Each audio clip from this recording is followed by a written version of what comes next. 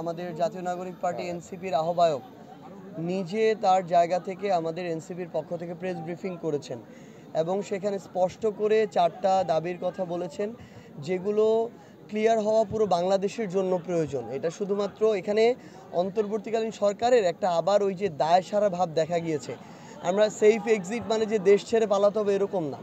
এখানে যে সেফ এক্সিটটা দেখা গিয়েছে যে কোনো মতে জুলাই সনদ নামকাওয়াস্তে স্বাক্ষর করে নির্বাচনের দিকে যেতে পারলে হইল। এদের সংস্কার হোক আর না হোক, জুলাই সনদের আইনি ভিত্তি থাকুক আর না থাকুক, পরবর্তীতে নির্বাচিত সরকারে সেটা বাস্তবায়ন করুক আর না করুক, তাদের কাজ কোনো মতে স্বাক্ষরটা করে যেতে পারলে হইল।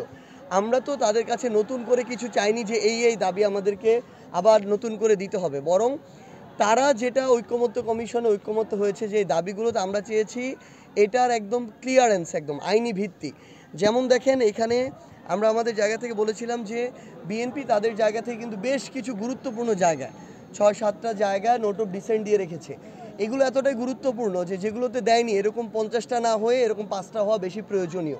সো এইটা তো সরকারকে, এই অন্তর্বর্তীকালীন সরকারকে ক্লিয়ার করতে হবে যে গণভোটে যদি জুলাই সনদের পক্ষে রায় যায় তাহলে ওই নোট অফ ডিসেন্টগুলোর কার্যকারিতা থাকবে কিনা। তখন তো এটা থাকার প্রশ্ন আসে না। ধরেন কোনো একটা দল ক্ষমতায় এসে তখন যদি বলে যে এই বিষয়ে আমাদের নোট অফ ডিসেন্ট ছিল, আমরা এগুলো বাস্তবায়ন করব না, সেক্ষেত্রে অবস্থানটা কি হবে, আইনি ভিত্তিটা কী হবে, ব্যবস্থাটা কী হবে, এগুলোর কোনো কিছু ক্লিয়ার করা হয় নাই। তো এই গুরুত্বপূর্ণ জায়গাটা যখন ক্লিয়ার করা হবে না, এবং এটা আসলে এই সনদটা আমরা আমাদের জায়গা থেকে চেয়েছি যে প্রধান উপদেষ্টা এটার আদেশটা জারি করবেন। আমরা ওই ফ্যাসিস্ট সরকারের রাষ্ট্রপতি থেকে এই জারিটা আমরা আমাদের জায়গা থেকে কখনো এগ্রি করি না।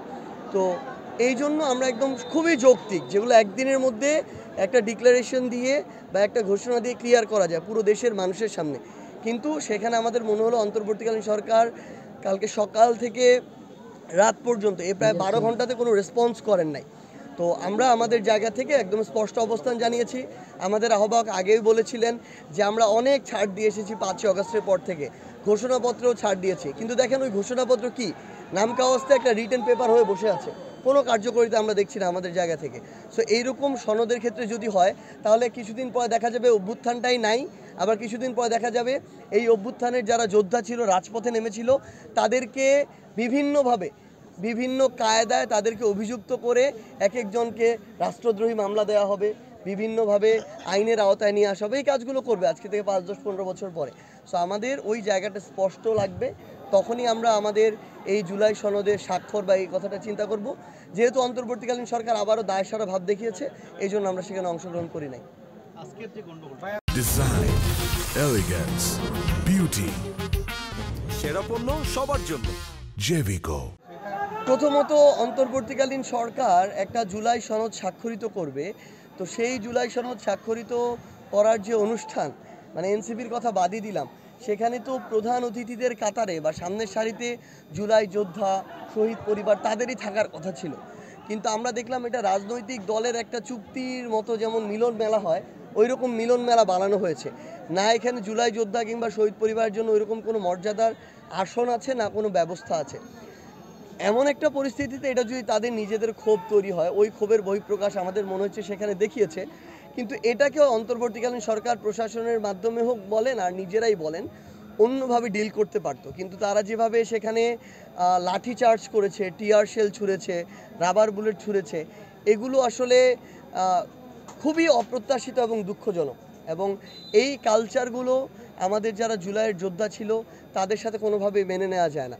তো এর জবাব কিভাবে অন্তর্বর্তীকালীন সরকার দিবে এবং এই দায় কিভাবে তারা নিবে, এই প্রশ্নের উত্তর তাদের থেকে নেওয়া উচিত। তাদের জায়গা থেকে অনেকে তার জায়গা থেকে যতটুকু পসিবল কাজ করার চেষ্টা করছেন, অনেকে হয়তো রুটিন ওয়ার্ক করার চেষ্টা করছেন। তো সার্বিকভাবে যতটুকু প্রত্যাশা ছিল ততটুকু হচ্ছে না বলেই তো আজকে জুলাই সনদে সকল রাজনৈতিক দল স্বাক্ষর করতে যায়নি। কিন্তু সবার ইচ্ছা ছিল বলেই তো ঐক্যমত্য কমিশনে ঘন্টার পর ঘন্টা, দিনের পর দিন তারা মিটিং করেছে। কিন্তু সবার ওই ফাইনালি স্বাক্ষরের যে ঐক্যমত্য বা এই যে গুরুত্বপূর্ণ বিষয়গুলো ক্লিয়ার না করে যখন তাড়াহুড়া করে জাস্ট দায়সারা ভাব নিয়ে এরকম স্বাক্ষর করা হয়, তখন আমাদের মনে হয় যে অন্তর্বর্তীকালীন সরকার আসলেই জনগণের যে আকাঙ্ক্ষা সেটার সেফটি না দিয়ে নিজেদের সেফটির কথা বারবার ভাবছে। এবং কিভাবে এই দায়সারাভাবে এটাকে পার করা যায়, নির্বাচনের দিনটাতে যাওয়া যায়, তারা সেটা নিয়ে চিন্তিত।